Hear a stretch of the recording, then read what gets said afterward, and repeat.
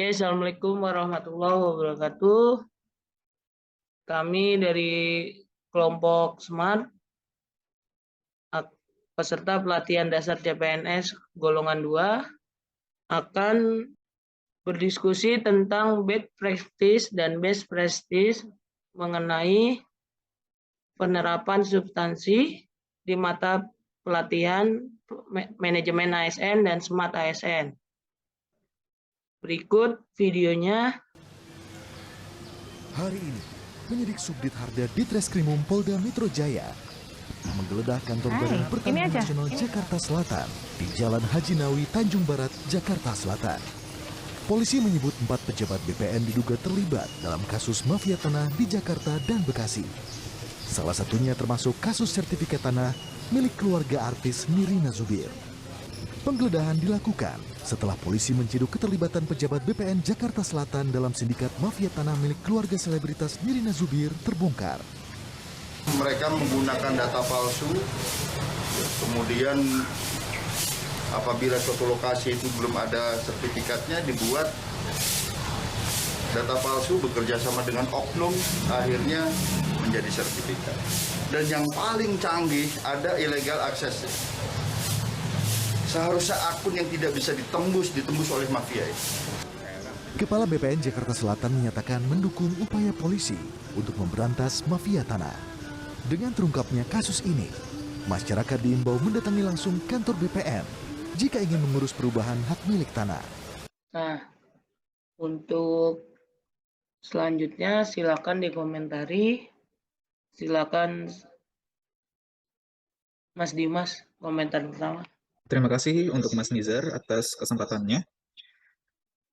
Dari video yang sudah kita saksikan bersama, menurut saya apa yang dilakukan oleh oknum-oknum PNS yang menjadi mafia tanah tersebut, menjadi sindikat, telah melanggar profesionalitas dan loyalitas sebagai ASN. Mereka telah melanggar banyak nilai-nilai dan juga kedudukan mereka yang seharusnya mereka melayani masyarakat dengan baik. Justru mereka memanfaatkan jabatan dan kuasa mereka untuk melakukan hal-hal yang tidak baik. Oke, terima kasih tanggapannya Mas Dimas. Mungkin Mas Deden Prayoga bisa menambahkan. Baik, terima kasih waktunya buat Mas Nizar. Menurut saya dari video tersebut, perilaku yang dilakukan oleh pegawai BPN menunjukkan bahwa pegawai BPN tersebut telah melanggar kode etik sebagai pegawai BPN, yakni tidak menjaga harkat martabat serta kehormatan sebagai pegawai BPN. Para oknum ini tidak bisa dijadikan tauladan untuk pegawai BPN lainnya karena tidak mentaati peraturan perundang-undangan yang berlaku. Pegawai BPN tersebut tidak menerapkan core value sebagai ASN, yaitu akuntabel, yakni tidak memiliki integritas. Perbuatan yang dilakukan oleh kedua orang tersebut menunjukkan adanya kelemahan sistem pengendalian ASN. Sistem pengendalian ASN adalah salah satu tonggak utama untuk menindaklanjuti tindak pidana korupsi yang dilakukan oleh ASN. Sehingga semakin lemahnya atau longgarnya sistem pengendalian ASN, semakin terbuka peluang untuk melakukan tindak pidana korupsi. Harusnya kita sebagai pegawai BPN memberikan pelayanan yang maksimal kepada masyarakat. Bukan justru kita yang mengambil hak masyarakat tersebut. Karena sebagai pegawai, kita sudah memiliki hak yakni menerima gaji, tunjangan, jaminan pensiun. Oleh sebab itu, kita harus menjalankan kewajiban kita sebaik-baiknya sebagai pelayan publik.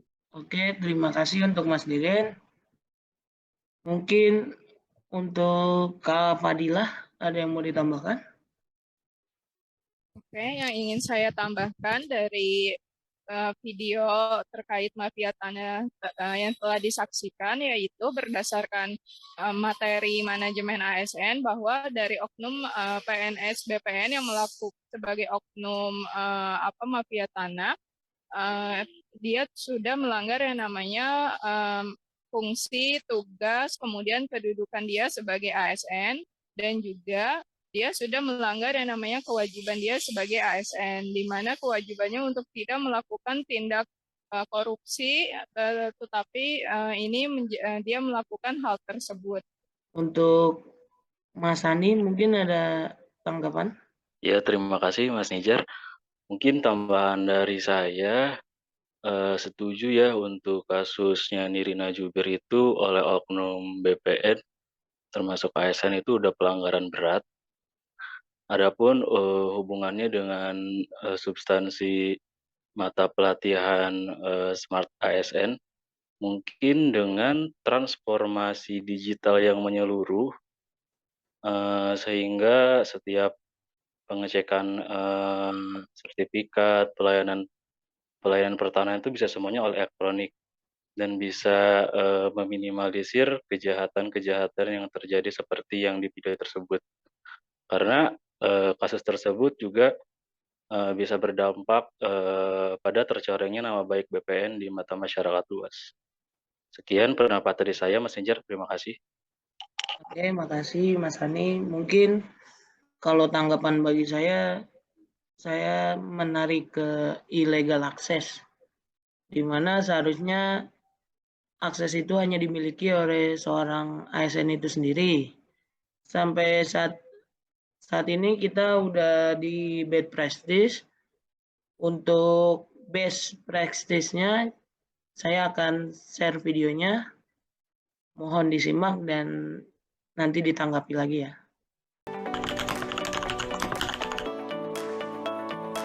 Pelari itu dari pelayanan mandiri. Jadi kita mendidik masyarakat untuk belajar sebagai bentuk pembelajaran bahwa semua jenis pelayanan yang ada di Kantor Senjata Timur itu wajib menggunakan aplikasi Pelari yang input sendiri. Jadi mereka kayak self service. Jadi di aplikasi Pelari itu ada antrian, terus waktu karena COVID kan kita butuh antrian online, terus bisa digunakan untuk validasi. Terus yang paling menonjol di sana kita ada IPOM. Nah, IPOM itu adalah formulir yang dibuatkan secara elektronik. Jadi masyarakat bisa nginput di rumahnya masing-masing atau nginput di handphonenya masing-masing pada saat ngantri. Dia otomatis nanti kita siapkan dia print out atau printer untuk melakukan tanda tangan. Bahkan ada 6 ada PPAT yang sudah menggunakan baterai elektronik juga dengan tanda tangan elektronik. Jadi Pelari itu kita siapkan satu ruangan.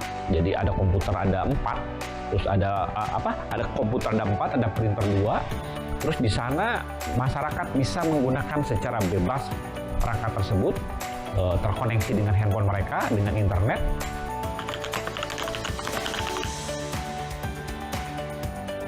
Kenapa kami bikin Pelari itu? Satu, kadangkala tulisan pemohon itu tidak bagus semua tuh Mas. Kadangkala ada yang jelek, ada yang nggak standar. Nah, kita dengan adanya aplikasi Pelari di IPOM, nah itu kita standarisasi, jadi diwajibkan seluruh permohonan di Jakarta Timur menggunakan IPOM tersebut. Dan alhamdulillah mudah-mudahan dalam waktu yang dekat kita mengintegrasikan aplikasi IPOM tersebut untuk dengan Pusdatin, sehingga nanti petugas di loket itu tidak perlu lagi melakukan input, tetapi mereka hanya memvalidasi dokumen yang sudah diketik atau disiapkan teman-teman pemohon.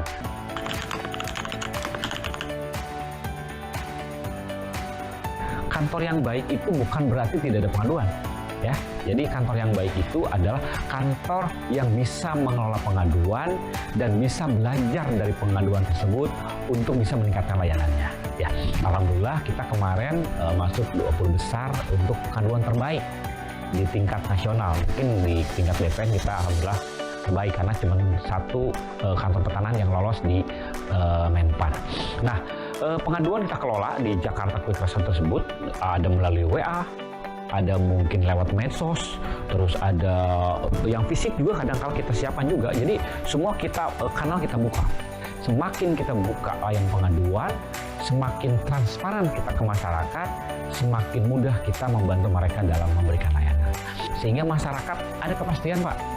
Daripada dia ngadu berbulan-bulan nggak ada kepastian, kita harus kasih keputusan bahwa bidang Anda saat ini belum bisa diproses dengan alasan 1, 2, 3, 4. Sehingga mereka bisa punya pegangan dia untuk melanjutkan ke tahapan berikutnya. Apakah dia mediasi ataupun dia melakukan gugatan di lembaga peradilan.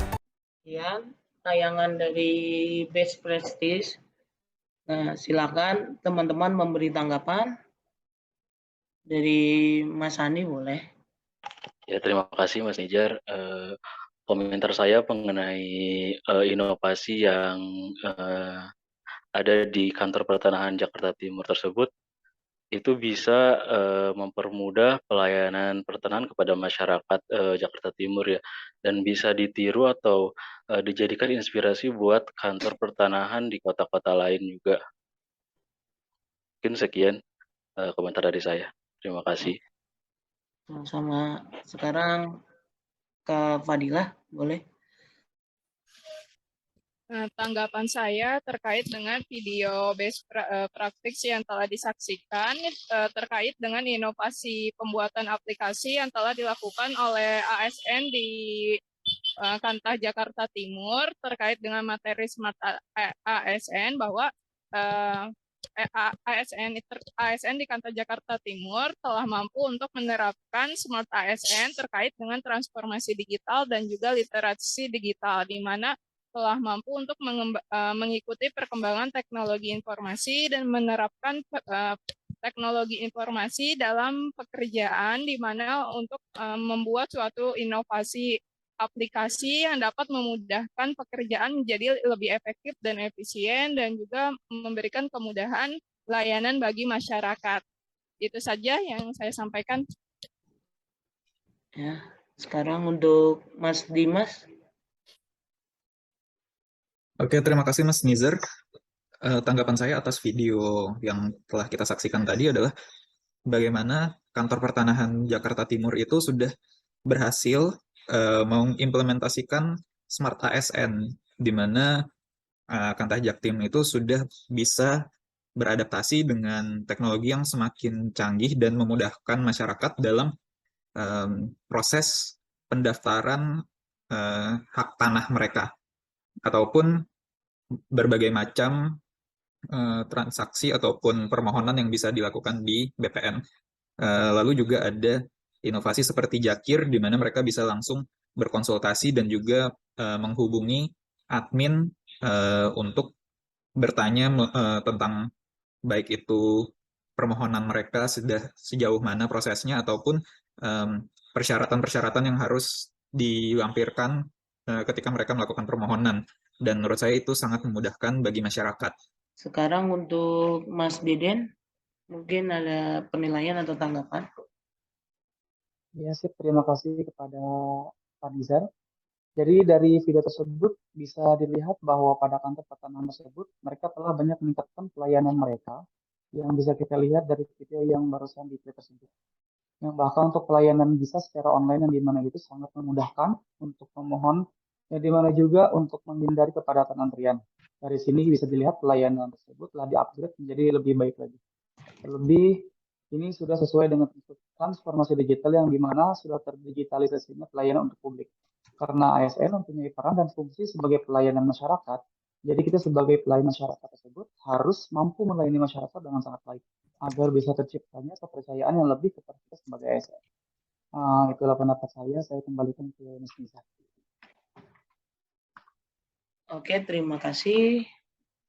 Kalau menurut saya mungkin sama seperti yang lainnya, bahwa inovasi-inovasi yang dilakukan di Kantah Jaktim udah cukup baik, karena untuk dari segi nilai berorientasi pelayanannya sudah sangat mempermudah masyarakat dalam mengurus hak tanahnya. Dan untuk nilai Smart ASN-nya karena sesuai dengan literasi digital, di mana bisa beradaptasi dengan di gempuran era teknologi yang semakin berkembang, di mana tujuannya balik lagi untuk mempermudah pelayanan kepada masyarakat.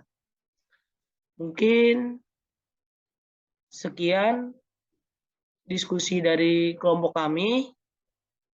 Mohon maaf apabila diskusi ini kurang baik atau berkenan, dan mungkin kita juga